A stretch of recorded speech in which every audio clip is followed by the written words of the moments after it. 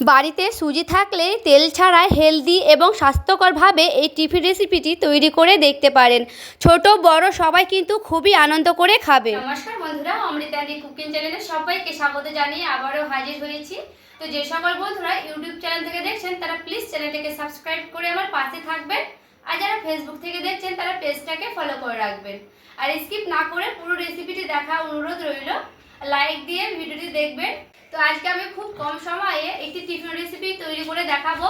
তো স্কিপ না করে পুরো রেসিপিটি দেখবেন, আশা করছি খুবই ভালো লাগবে।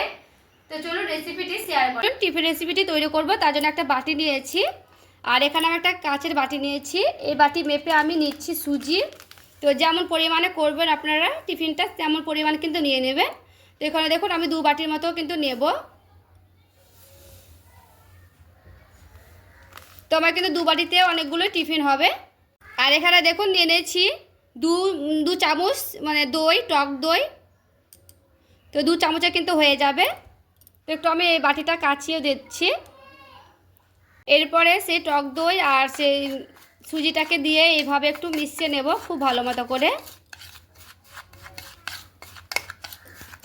তো দেখুন অল্প পরিমাণে আমি দিয়ে দিচ্ছি জল। তো জলটা দিয়ে একটু এইভাবে কিন্তু খুব সুন্দর করে এইভাবে মিশিয়ে নেব। জলটা দেওয়ার কারণে কিন্তু খুব ভালো মতো করে ফুলে যাবে।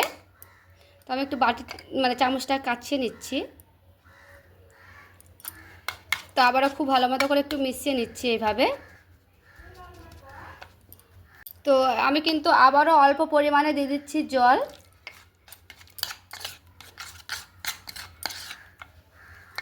এরপরে দেখুন আমি প্রায় আধ ঘন্টার মতো কিন্তু রেস্টে রেখেছিলাম। তো এইবারে কিন্তু আমি খুব ভালো মতো করে হাত দিয়ে একটু মাখিয়ে নেব। এতে করে সুজি দানাগুলো থাকবে সেগুলো কিন্তু একটু মিশ্রণ হয়ে যাবে। তো হাত দিয়ে কিন্তু এটা একটু করার চেষ্টা করবেন। এরপরে দেখুন এখানে আমি 1 বাটির মতো দিয়ে দিচ্ছি ময়দা। ময়দাটাকে দিয়ে সুজিটাকে দিয়ে হাত দিয়ে একটু মিশিয়ে নিচ্ছি। এখানে দেখুন চাল ভিজিয়ে রেখেছিলাম, তো চালটাকে খুব ভালো মতো করে পেস্ট করে নিয়ে চলে আসব। আর এখানে দেখুন বন্ধুরা খুব ভালো মতো করে একটা পেস্ট করে নিয়ে চলে এসেছি। আর দেখতে দেখুন কতটা সুন্দর হয়েছে, একেবারে কিন্তু মিহি পেস্ট হয়ে গেছে। এরকম কিন্তু একটা মিহি পেস্ট করে নিতে হবে। এখানে কিন্তু সুজির ওপরে সে চালের মিশ্রণটা দিয়ে দিতে হবে। তো আমি কিন্তু এখানে দিয়ে দিয়েছি। তো সুজির সঙ্গে আর চালের মিশ্রণটার সঙ্গে খুব সুন্দর করে মানে নাড়াচাড়া করে নেব। সে চালের পেস্টটার সঙ্গে কিন্তু নাড়াচাড়া করে নিতে হবে খুব ভালো মতো করে। তো দেখুন খুব ভালো মতো করে কিন্তু নেড়ে নিয়েছি। দেখুন এইবারে কিন্তু খুব ভালো মতো করে আমি হ্যান্ডের সাহায্যে একটু ভালো মতো করে নাড়াচাড়া করে নেব।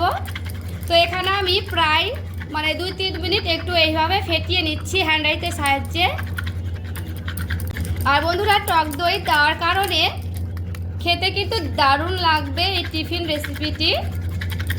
তো আমি কিন্তু খুব ভালো মতো করে দেখুন এইভাবে মানে ফেটিয়ে নিচ্ছি। তো এখানে কিন্তু জলের ভাগটা নিজেদের পছন্দ মতো দেখে দিয়ে দিবেন ব্যাটারটা যেমন হবে। তো দেখুন খুব ভালো মতো করে কিন্তু আমি 2-3 মিনিট একটু এইভাবে হ্যান্ডের সাহায্যে একটু ফেটিয়ে নিয়েছি। তো এরপরে কিন্তু আমি ঢাকা দিয়ে দিব। ঢাকা দিয়ে প্রায় আমি আধা ঘন্টার মতো রেস্টে রাখবো। এদিকে দেখুন রেস্টে রেখেছি। তো এখানে আমি একটা কড়াই বসিয়ে নিয়েছি, কড়াই দিয়ে দিচ্ছি জল। জলটা আমার গরম হতে থাক, ততক্ষণ আমি ঢাকা দিয়ে দিচ্ছি। তো দেখুন বন্ধুরা আধা ঘন্টার মতো কিন্তু আমি রেস্টে রেখেছিলাম। আর দেখুন ব্যাটারটা কিন্তু খুবই ঘনত্ব হয়ে আছে। এখানে কিন্তু অতটা ঘন রাখবো না ব্যাটারটা আমি। আর এরপর দেখুন অল্প পরিমাণে আমি দিয়ে দিচ্ছি জল।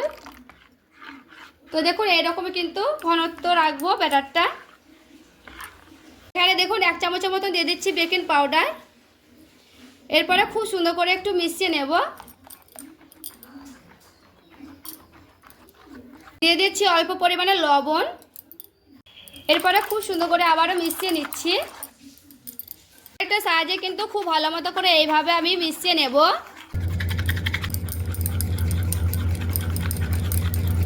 দেখুন বন্ধুরা আমি 3টে বাটি নিয়েছি এক সাইজের। তো 3টে বাটিতে আমি অল্প অল্প করে তেল ব্রাশ করে নেব। তো দেখুন এখানে কিন্তু একটু বেশি পড়ে গেছে, তো আমি ওই বাটিতে ঢেলে নিচ্ছি। তো একটু ভালো মতো করে এইভাবে মিশিয়ে নিচ্ছি। কাচের বাটি থাকলেও কিন্তু কাচের বাটিতে হবে, আর স্টিল বাটিতেও কিন্তু খুব ভালো মতো করে হবে। তো দেখুন এইভাবে কিন্তু খুব সুন্দর করে আমি এইভাবে ব্রাশ করে নিলাম হাত দিয়েই। তারপরে দেখুন এখান থেকে সেই ব্যাটারগুলো আমি নিয়ে নিচ্ছি। তো আমি এখানে দেখুন মানে আমি এখানে 2 ডাব্বু করে দিলাম, বেশি দেব না। তো দেখুন এই বাটিতেও আমি এইভাবে দিয়ে দিচ্ছি।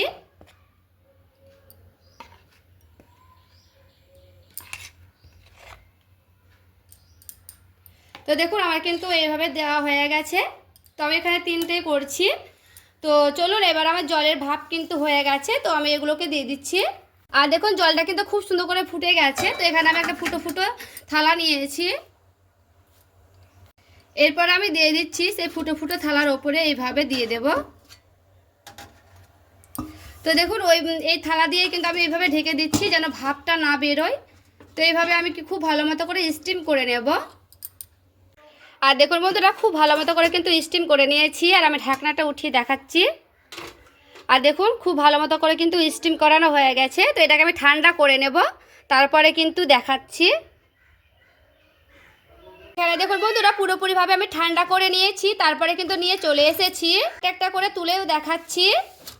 দেখুন আমি একটু ছুরি দিয়ে এইভাবে সাইডগুলো কেটে নেব, কারণ তুলতে ভালো হবে তার জন্য। কিন্তু পুরোপুরিভাবে ঠান্ডা করবেন, তারপরে কিন্তু উঠাবেন, না হলে কিন্তু ভেঙে যাবে।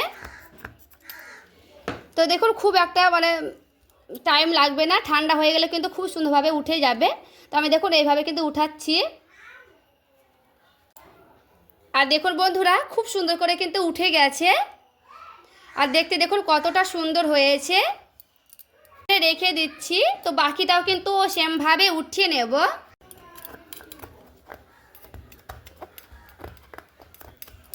তো দেখুন ওটাও কিন্তু আমি উঠিয়ে নিয়েছি। তো আমার কিন্তু দুটোই উঠানো হয়ে গেছে। দেখুন বন্ধুরা টিফিন রেসিপিটি নিয়ে চলে এসেছি, আর দেখতে দেখুন কতটা লোভনীয় হয়েছে। এইভাবে একবার হলেও এই টিফিন রেসিপিটি তৈরি করে দেখতে পারেন, খেতে কিন্তু দারুণ হয়। ছোট বড় সবাই কিন্তু খুবই পছন্দ করবে। তো আমি ভেঙেও দেখাচ্ছি, দেখুন কতটা সুন্দর কিন্তু হয়েছে ভেতর থেকে। তো এইভাবে কিন্তু একবার হলেও বাড়িতে তৈরি করে দেখতে পারেন এই টিফিন রেসিপিটি।